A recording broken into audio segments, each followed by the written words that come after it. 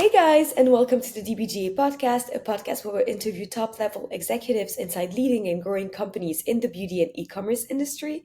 Excited to have our guest today, Melissa Arpino. We'll be diving into her story and a little bit about what her company does and some engaging insights in the beauty industry. So I'll go ahead and kick it off to you, Melissa. Could you please introduce yourself and tell a quick snippet of your story and your background prior to working at Stripped Beauty? Of course. Well, thank you for having me. My name is Melissa Arpino. I'm the founder of Stripped Beauty. We are a skincare line that offers lab to face skincare, and we create products that have Sorry, I'm like already messing this up. No problem. You can start over. You can start Okay, over. cool. Well, all right. That'll be the only redo, I promise. No problem.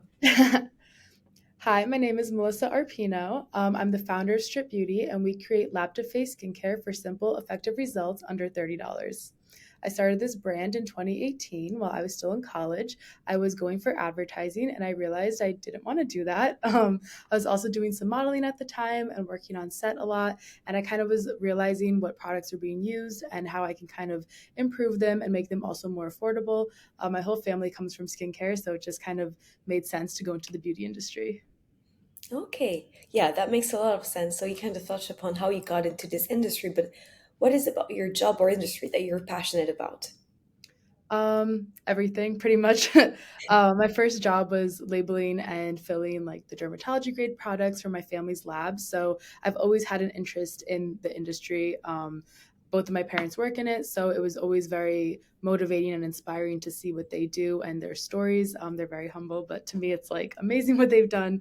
My favorite part is definitely the formulation. I'm not a cosmetic chemist, but my mom is, so I've gotten to learn so much from her and how to formulate products, which is something you normally just don't learn without like a college degree. So that's super fun. And it's so collaborative. We have like a team of chemists, and it's so great to involve the community in that formulation process as well. Yeah. So you kind of grew up in this industry. So you've been in beauty and skincare for so long. So what are the current trends in the market that you are aware of? What winds are blowing? What are you noticing?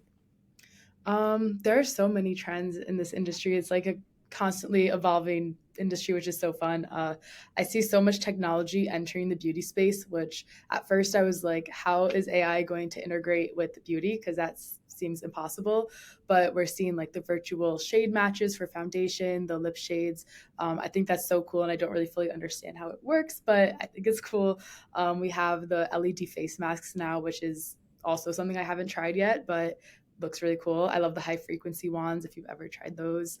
And also just the amount of women owned businesses. I feel like that's a huge trend from like 2020 forward. And it's amazing to be in a space that should be women dominated. And now it finally is like kind of slowly changing. Yeah, yeah. Thank you so much for sharing this. And now I would love to learn a little bit more about your company. So could you tell me about Strip Beauty and what products do you offer? Yeah, so all of our products take a stripped back approach, which means everything is simple and we try not to use any excessive marketing ingredients or marketing terms in our products. And we also try to keep all of those like filler ingredients out. We try to keep a clean standard to us, which is just effective products without all of those marketing and extra ingredients. Everything is under $30. Our formulas are vegan and cruelty free. And we also make everything in house. Our lab to face philosophy kind of reflects that. So everything is formulated, manufactured, and shipped directly from our lab, which is very untraditional for a brand. And everything is very gentle, hydrating, and safe for all skin types. Okay. Thank you so much for sharing. And I feel like you kind of touched upon this already, but I really want to give you the chance to really dive into this topic. So could you explain to me what unique value do Strip Beauty products bring to your customers? I think we bring a different level of realness that some brands might not. All of our products are very no BS. They're very simple. We have a hydrating cleanser that's great for all skin types. We have a face scrub that's very untraditional. It's creamy and gentle. We have a very hydration packed serum. It has hyaluronic acid and glycerin. We have a very gentle exfoliating toner that's great for all ages, all skin types. It's AHA, so it's going to just kind of hit the surface of the skin and not like go too deep. And then we have two face masks and a face oil, which is like the best face oil ever. So yeah, uh, Oh, I think I answered that. No, no, no. Yeah, thank you so much for sharing. And so you've had this company for a few years now. Um, what are some of the challenges of being the founder at Stripped Beauty? What do the day-to-day challenges kind of look like for you? I feel like every day is a challenge when you have a business. From a more overview point, it's definitely challenging trying to manage it all when you're a small team. Where I guess like technically like a bootstrapped company, very small business. So it's difficult finding how to grow while operating everything else. Doing everything in house also adds a really extra layer to that, and I also have a job on top of Stripped, so it could be a little intense. Okay, Stripped yeah. is a team of two. So day to day, we have like the website, then we have social media, packing orders, making products. Those are all challenges in itself, but it's all worth it and it comes together in the end and wouldn't trade it for anything else. Yeah, I know the feeling, and I can definitely relate to the you have to wear so many hats. Like every day is a challenge, and there's just so many things to do. So, what would you say is the type of mindset that is needed to be successful founder and CEO?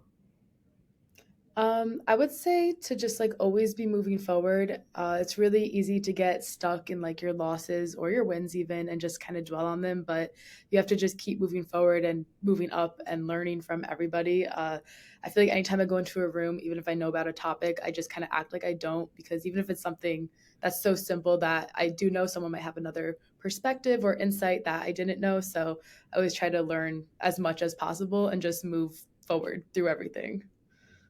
If that's a mindset. Yeah, that's very interesting. Thank you for sharing that. And now I want to transition a little bit into a different topic because, as you know, we're a data analytics company. So I'm always curious to hear about other people's experiences when it comes to data analytics in the industry. So, in your experience, how does data influence decision making and strategies in the beauty industry? I think data is everything. We could bring it back to the trends, like especially in beauty, when you see a new product and it goes viral, you see like all the dupes start popping up. You see everyone trying to expand their line to fit that product, which is so consumer based. So I think that is where data really comes in.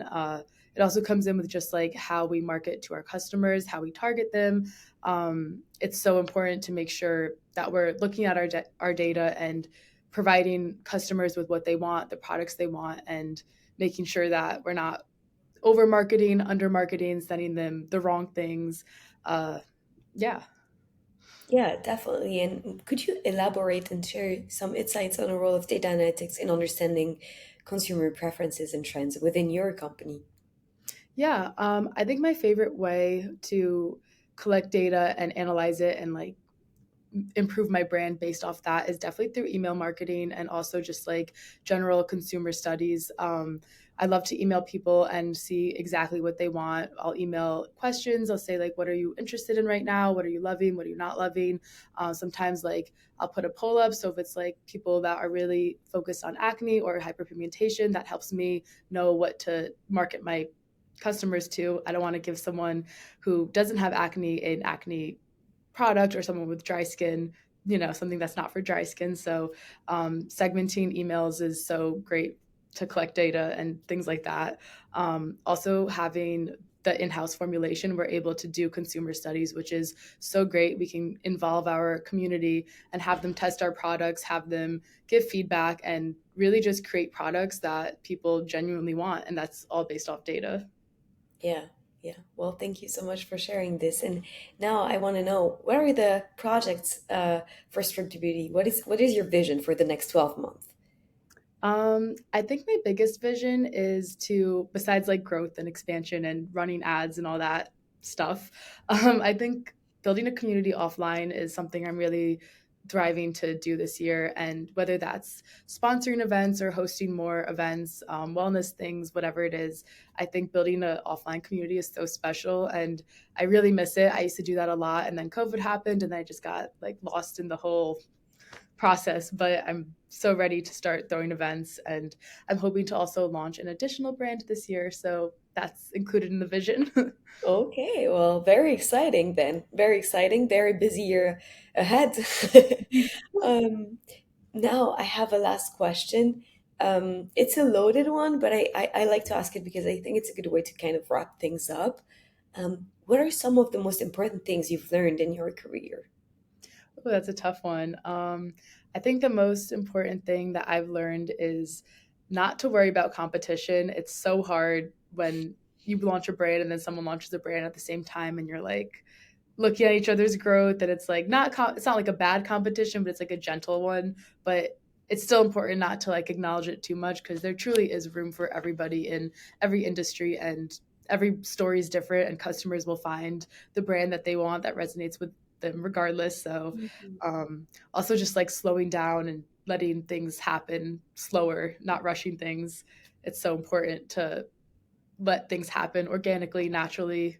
I really wanted to grow super quickly when I first launched, but I quickly realized that that's not a great idea, because then you make a mistake and then so many people see it. It's so much better to like start slow, feel it out, and like go up from there.